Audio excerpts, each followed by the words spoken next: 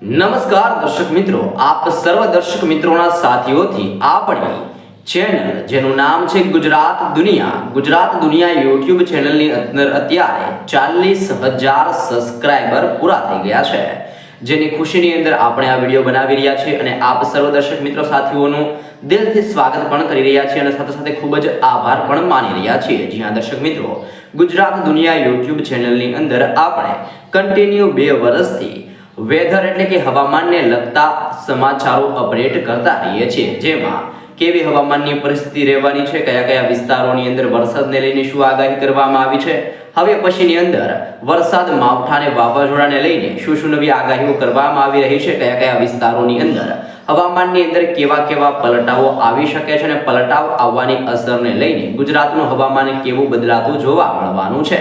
ગુજરાતના કયા કયા ક્ષેત્રોની અંદર વરસાદ વરસશે અને તારીખોની સાથે આપણે સચોટ માહિતી આપણે આપતા રહીએ છીએ અને આપ સર્વ દર્શક મિત્રોના સાથીઓથી અત્યારે આપણી ગુજરાત દુનિયા યુટ્યુબ ચેનલની અંદર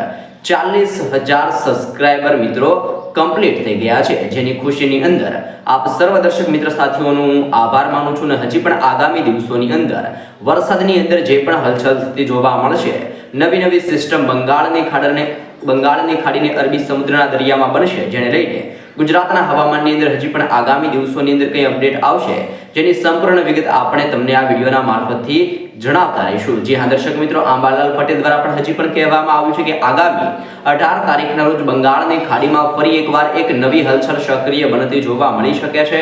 નવી વેસ્ટર્ન ડિસ્ટર્બન્સ સક્રિય થવાને લઈને ગુજરાતના હવામાનની અંદર પલટાવ આવવાની સાથે ગુજરાતની અંદર 18 તારીખથી ફરી એકવાર માવઠાની શક્યતા ગુજરાત માટે દર્શાવવામાં આવી રહી છે. જો કે હાલ ગુજરાતની અંદર હવામાનની અંદર ધીમા પલટાવ આવવાની સાથે ડબલ ઋતુના અહેસાસને લઈને ગુજરાતમાં હળવી ઠંડીની શરૂઆત થતી જોવા મળશે, જેવી પણ આગાહી અંબાલાલ પટેલ દ્વારા દર્શાવવામાં આવી રહી છે અને હાલ ગુજરાતની અંદર ભારે વરસાદની અંદર નહિવત પ્રમાણની અંદર આગાહી કરવામાં આવી છે. ગુજરાતની અંદર અત્યારે હાલ પૂરતા દિવસોની અંદર કોઈ પણ પ્રકારની એવી આગાહી નથી કે ગુજરાતની અંદર અતિ ભયંકર વરસાદ વરસી શકે. હા, કોક વિસ્તારોની અંદર વાદળછવાયું વાતાવરણ જોવા મળી શકે છે, પરંતુ વરસાદ માટે કોઈ પણ આગાહી કરવામાં